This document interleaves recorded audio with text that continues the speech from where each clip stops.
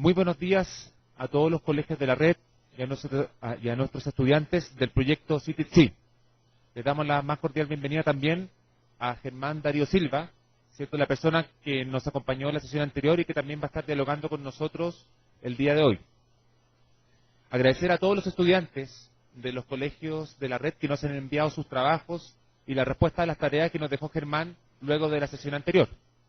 Para comenzar, vamos a hacer una pequeña contextualización o vamos a hacer un pequeño recuerdo de los contenidos centrales que vimos y trabajamos durante el jueves anterior, el jueves 5 de marzo. Recordarles a los colegios que sus preguntas las pueden hacer a mi correo electrónico juanpablofundamerani.fc@gmail.com o al Skype de videoconferencias que es tipcam.videoconferencias. Vamos a ir recepcionando y guardando las consultas que ustedes puedan tener para irlas leyendo a medida que vaya progresando la sesión. Muy buenos días, Germán. Muchas gracias por acompañarnos en el proyecto. Y comencemos haciendo una pequeña conexión con lo que fue la sesión anterior para luego comenzar a revisar y a presentar los trabajos que los estudiantes nos han enviado, las tareas que tú nos dejaste el día jueves 5 de marzo. Muy buenos días.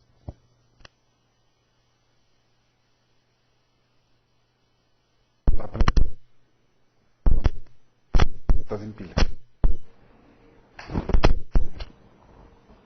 Aprendido.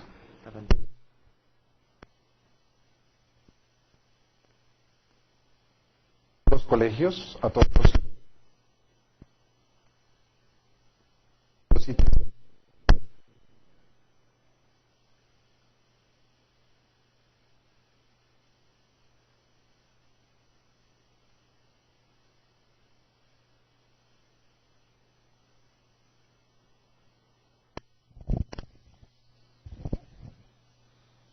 Trabajar sobre qué es lo que hacen los talentos M3.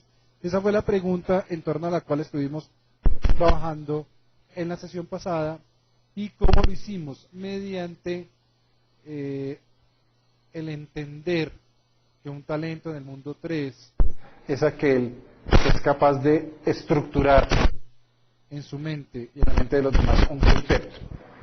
Vimos entonces qué era el concepto, cómo se entendía desde pedagogía conceptual. vimos que buscaba responder 4 preguntas específicas, que era qué lo caracterizaba, a qué género pertenecía, de qué otros conceptos pertenecientes a ese mismo género se diferenciaba, y una pregunta que en sí misma eran 2, y es o bien este concepto se da en etapas o este concepto presenta subcategorías o subclases. Veíamos además cómo Había una herramienta visual que era el mentefacto conceptual que me permitía esquematizarlo y me permitía mostrar muy sencillamente, muy gráficamente, las respuestas a estas 4 preguntas.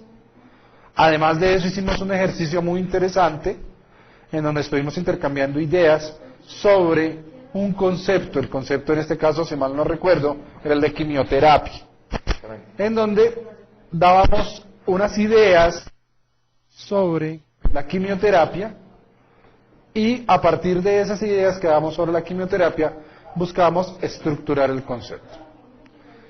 Ahora bien, nosotros dejamos a partir de esta primera estructuración una tarea a todos ustedes, que era a través de 3 sencillísimos textos, unos textos claramente pedagogizados, que ustedes a partir de esos textos pudieran construir los conceptos y mentefactos conceptuales que subyacían en cada uno de ellos.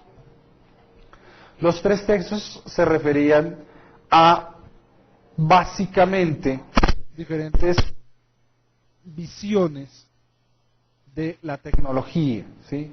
Hay ahí 3 conceptos que hablan sobre aspectos de la tecnología.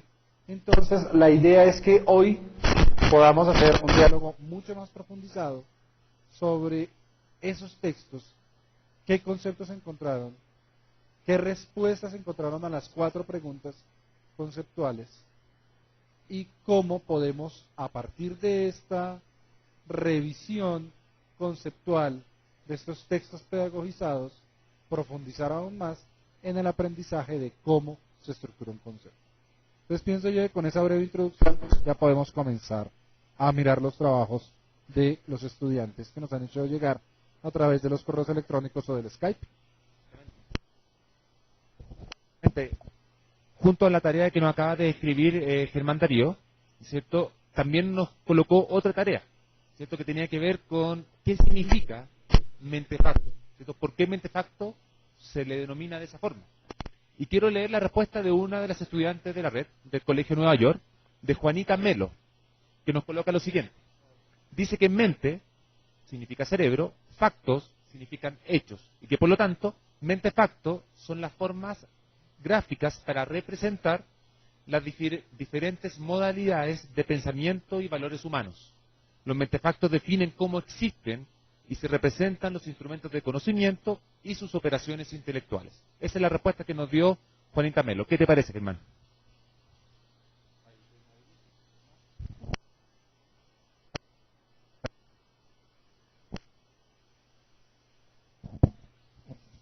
Muy interesante la respuesta de Juanita, muy interesante la forma en cómo se hace la descomposición etimológica de lo que significa mentefacto, relacionándolo con el pensamiento y con el hecho, es decir, plantearlo como si fueran los hechos que vienen de la mente.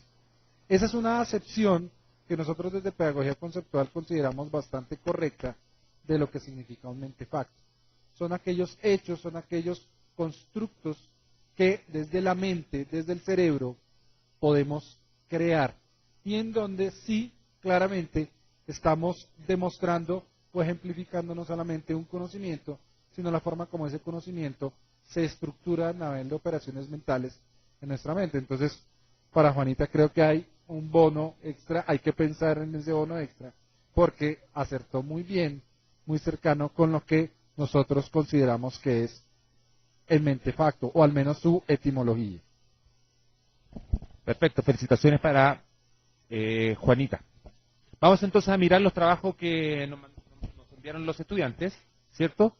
Y en relación a la construcción de los mentefactos. Vamos a comenzar con el trabajo de Geraldine Vanegas, del Colegio Nueva York, del grado 9º B. ¿Sí?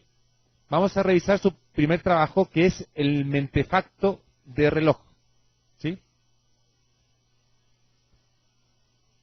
Vamos a ver en la pantalla entonces el mentefacto que nos envió Geraldine, de Colegio Nueva York, grado 9º B, en relación al reloj.